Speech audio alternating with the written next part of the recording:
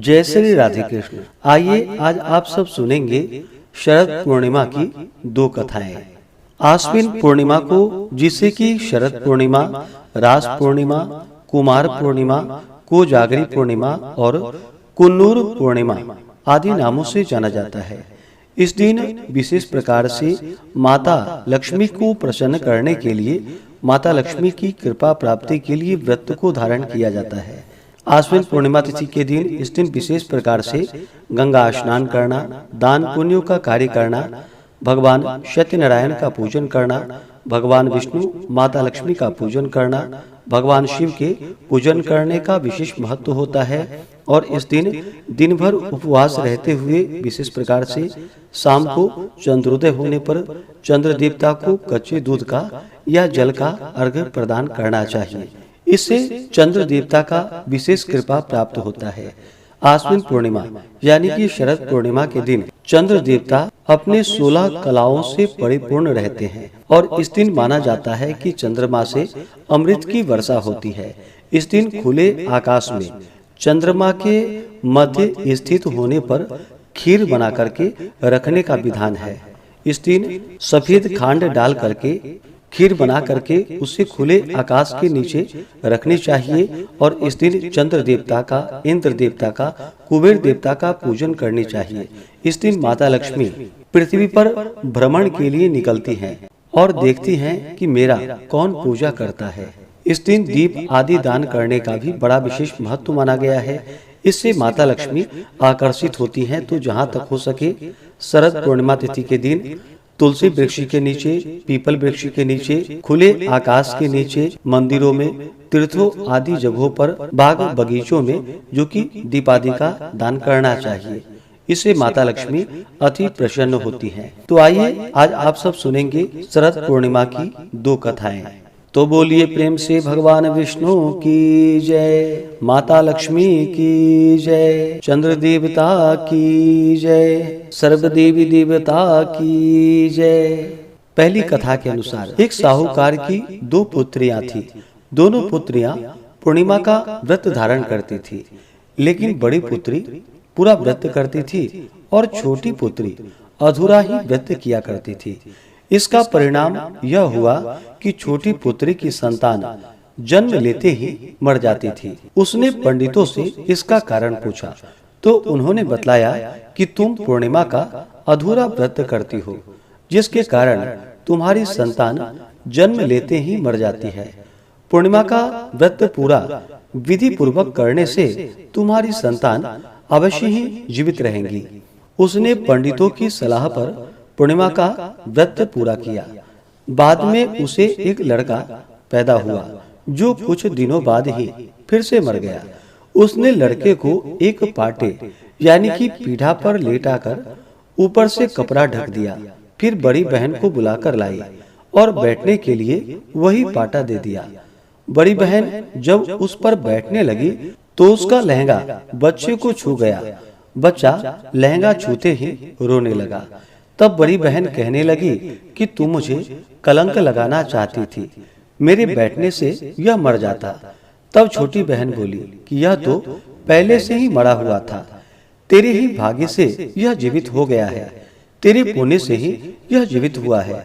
उसके बाद नगर में उसने पूर्णिमा का पूरा व्रत करने का ढिंढोरा पिटवा दिया। शरद पूर्णिमा की दूसरी कथा के अनुसार मगध देश में वलित नामक एक गरीब ब्राह्मण रहता था। यूं तो वह अनेक विद्याओं का ज्ञाता था तथा नित्य ब्रह्म मुहूर्त में स्नान, त्रिसंध्या आदि करता था, किंतु आर्थिक रूप से वह अत्यंत ही निर्धन था। यदि कोई उसके घर आकर कुछ दान दे जाए तो स्वीकार कर लेता था, अन्यथा वह किसी से कुछ भी नहीं मांगता था। उसकी पत्नी कलह प्रिय थी, इसी कारण ज्ञान का धनी होने के बावजूद वह निर्धन था। वह पत्नी प्रतिदिन इस बात को लेकर कलह करती थी कि उसका विवाह यदि धन संपन्न परिवार में होता तो वह स्वर्ण आभूषणों से सजी धजी घूमती है। उसकी पत्नी अन्य रिश्तेदारों के समक्ष भी उस गरीब ब्राह्मण के कुल एवं विद्या का तिरस्कार करती रहती थी। खास बात यह थी कि उसने यह प्रण ले लिया था कि जब तक वो धनवान नहीं होंगे तब तक वह पति के हर आदेश के विपरीत ही कार्य करेगी। एक दिन तो उसने अपने पति से राजा के यहाँ से धन चोरी कर लाने को कहा तथा ऐसा न करने पर वह आत्महत्या करने की चेतावनी उसे दे डाली। फिर एक बार श्राद्ध पक्ष में श्राद्ध हेतु आवश्यक सामग्री उपलब्ध नहीं थी, परंतु ब्राह्मण इस बात को लेकर चिंतित था कि उसकी पत्नी उसे घर में श्राद्ध आदि कर्म नहीं करने देगी। यह सब वह मन में विचार ही कर रहा था। तभी उसका एक मित्र वहां आ गया। वलिद की चिंता समझकर उसका मित्र बोला, यह तो कोई समस्या ही नहीं है।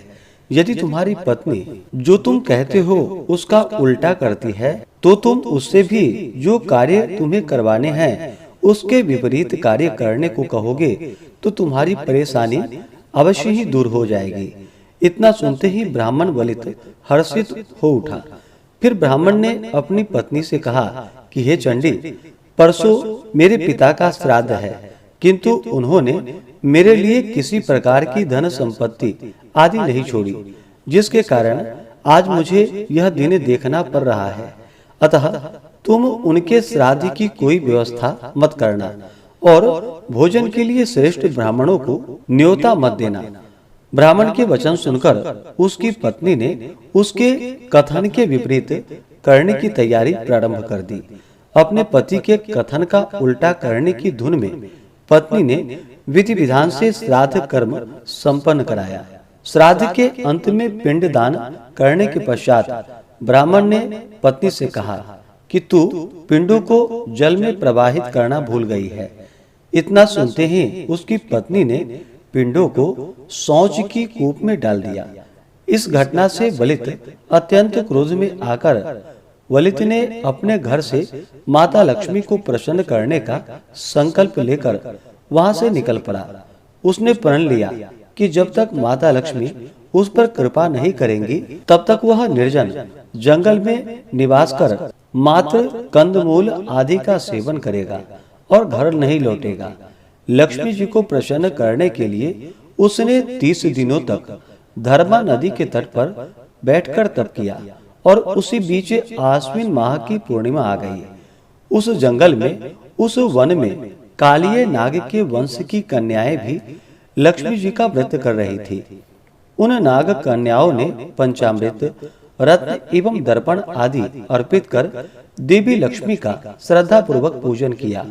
प्रथम प्रहर पूजन में व्यतीत हो गया। तदुपरांत चौरस खेलने की तैयारी हुई, किंतु चौरस खेलने के लिए 4 लोगों की आवश्यकता थी और उन्हें चौथा भागीदार नहीं मिल रहा था। वह वन में चौथे व्यक्ति को खोज कर ही रही थी कि उसकी नजर नदी पर बैठे वलिद ब्राह्मण पर पड़ी। नाग कन्याओं ने उससे पूछा कि आप कौन हैं? कृपा कर हमारे साथ माता लक्ष्मी को प्रसन्न करने हेतु चौरस खेलने के लिए चले। ब्राह्मण ने उत्तर दिया कि आप कैसी अनुचित बात कर रही हैं। चौरस यानी कि जुआ खेलने से लक्ष्मी का क्षय व धर्म का नाश होता है। कन्याओं ने कहा कि आप बोलते तो पंडितों की भाषा है, किंतु आपके विचार मूर्खों जैसे हैं। इतना कहकर वह ब्राह्मण को अपने साथ मंदिर में ले गई तथा उसको प्रसाद और नारियल पानी प्रदान किया। तत्पश्चात माता लक्ष्मी प्रसन्न हो ऐसा बोलते हुए ब्राह्मण के साथ जुआ खेलना आरंभ कर दिया। सर्वप्रथम नाग कन्याओं ने दांव पर अमूल्य रत्न लगाए, किंतु ब्राह्मण के पास कुछ भी नहीं था। इस कारण सर्वप्रथम उसने अपनी लंगोट दांव पर लगा दी, जिसे वह हार गया। तत्पश्चात उसने अपने जनेऊ को दांव पर लगा दिया, किंतु वह भी हार गया। अब कोई अन्य वस्तु न होने पर ब्राह्मण ने अपनी देह को ही दांव पर लगा दिया। अब ब्राह्मण के पास कुछ भी नहीं बचा था। इसी बीच मध्य रात्रि हो गई और देवी लक्ष्मी भगवान श्री विष्णु के साथ संसार में भ्रमण करते हुए वहां से गुजर रही थी।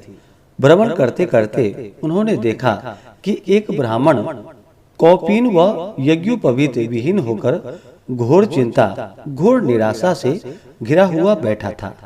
यह देखकर श्रीहरि विष्णु भगवान ने लक्ष्मी जी से कहा कि आपका व्रत करने वाले ब्राह्मण की ऐसी दुर्दशा क्यों है? कृपा करके अपने इस भक्त के कष्ट का निवारण करें। इतना सुनते ही माता लक्ष्मी ने ब्राह्मण पर अपनी कृपा दृष्टि डाली तथा उसकी समस्त दरिद्रता को नष्ट कर दिया। लक्ष्मी जी की कृपा होते ही ब्राह्मण का रूप कामदेव के समान हो गया। उसका ऐसा रूप देखकर नाग कन्याओं ने उससे कहा कि हे विप्रवर, हमने तुम्हें जीत लिया है। इस कारण से अब तुम हमारा पति बनकर तुम्हें रहना होगा। ब्राह्मण को यह प्रस्ताव स्वीकार करना ही था, क्योंकि वह अपनी देह को भी हार गया था।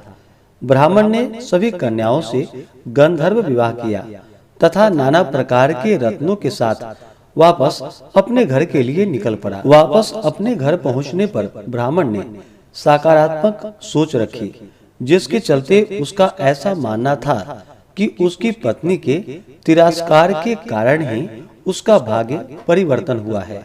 इसलिए ब्राह्मण ने अपनी पत्नी का सम्मान किया, जिससे वह अत्यधिक प्रसन्न हो गई तथा अपने पति की आज्ञा का पालन करने लगी।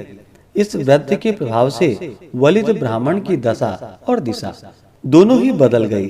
तभी से यह व्रत किया जाने लगा।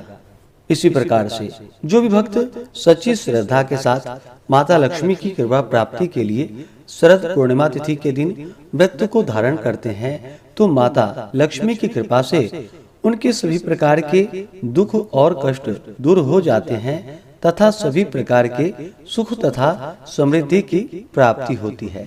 तो बोलिए प्रेम से माता लक्ष्मी की जय, भगवान विष्णु की जय, सर्व देवी देवता की जय। तो आइए जानते हैं शरद पूर्णिमा कब है, किस दिन व्रत को धारण किया जाएगा, गंगा स्नान दान पुण्यों का कार्य कब किया जाएगा। आश्विन मास की पूर्णिमा तिथि प्रारंभ समय जो कि 6 अक्टूबर 2025 दिन सोमवार दोपहर 12:25 और पूर्णिमा तिथि की जो समाप्ति है वह 7 अक्टूबर 2025 दिन मंगलवार सुबह 9:18 पे पूर्णिमा तिथि की समाप्ति है। तो ऐसे में व्रत की पूर्णिमा निशिता व्यापनी और प्रदोष व्यापनी के अनुसार सभी भक्तजन 6 सितंबर 2025 दिन सोमवार को व्रत धारण करेंगे। इस दिन भगवान का पूजन आदि का कार्य करेंगे। भगवान सत्यनारायण की शाम के समय में पूजा करें और 6 अक्टूबर की रात्रि में मध्य रात्रि में जो कि खीर बना करके खुले आकाश के नीचे रखे और इस दिन ही इंद्र तथा माता लक्ष्मी की पूजा करें। गंगा स्नान का कार्य जो कि सूर्योदय व्यापनी के अनुसार किया जाता है, तो गंगा स्नान दान का कार्य 7 अक्टूबर को किया जाएगा सुबह के समय में। 6 और 7 अक्टूबर को ब्रह्म मुहूर्त का समय सुबह 4:39 से सुबह 5:28 तक होगा। सूर्योदय का समय सुबह 5:32, सूर्यास्त शाम 5:39 होगा। राहु काल का समय 6 अक्टूबर को सुबह 7:20 से सुबह 8:49 तक होगा और 7 अक्टूबर को दोपहर 2:42 से शाम 4:10 तक होगा। राहु काल समय के दौरान कोई भी शुभ कार्य या नया कार्य नहीं करना चाहिए, इस बात का ध्यान रखें। 6 और 7 अक्टूबर को प्रातः काल पूजा का शुभ मुहूर्त सुबह 5:03 से सुबह 6:17 तक होगा। शाम को पूजा का शुभ मुहूर्त शाम 6:01 से शाम 7:15 तक होगा। नक्षत्र 6 अक्टूबर को जो कि उत्तर भाद्रपद होगा, जो अगले दिन सुबह 4:01 तक होगा। उसके बाद फिर आगे रेवती नक्षत्र होगा। योग जो कि 6 अक्टूबर को वृद्धि योग होगा दोपहर 1:14 तक। उसके आगे ध्रुव योग होगा जो कि अगले दिन सुबह 9:31 तक होगा।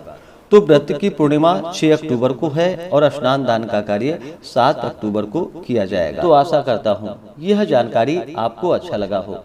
इसी प्रकार से ज्ञानवर्धक जानकारियाँ प्राप्त करते रहने के लिए, व्रत पूजा के बारे में जानने के लिए, कथा को सुनने के लिए चैनल पे अगर आप पहली बार आए हैं तो चैनल को लाल बटन दबा करके सब्सक्राइब करें, साथ में बेल आइकन घंटी को दबाएं ताकि आने वाली वीडियो का नोटिफिकेशन आपको समय से मिलता रहे। वीडियो को लाइक करें, शेयर करें, सुखी रहें और स्वस्थ रहें। जय श्री राधे कृष्ण। धन्यवाद।